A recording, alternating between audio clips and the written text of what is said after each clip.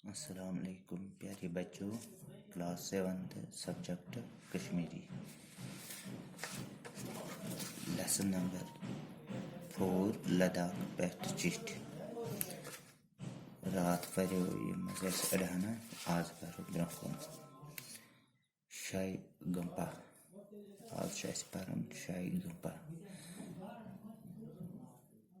यह गंपा लेह पे 6 किलोमीटर दूर अकिस बालस पे। यह लद्दाख मशहूर बादशाह दिलरन नाम ग्यालन बनोमत। अत महात्मा गौतम बुद्ध सुंद 40 फुट थोद शानदार पोतल।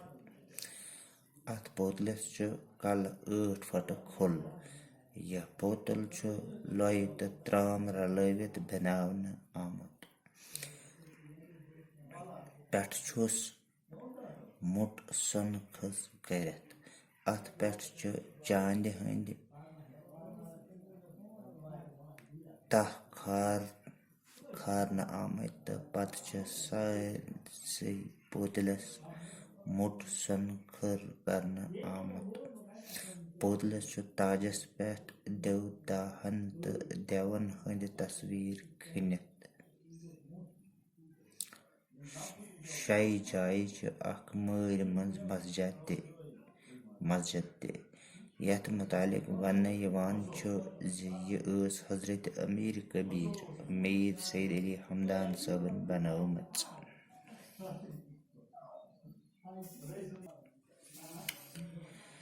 यानी शाही गुफा लेह पे 6 किलोमीटर दूर। यह मशहूर गुफा। यह एक बादशाह बनोमस यस नाव दिलरान नाम ग्यालन।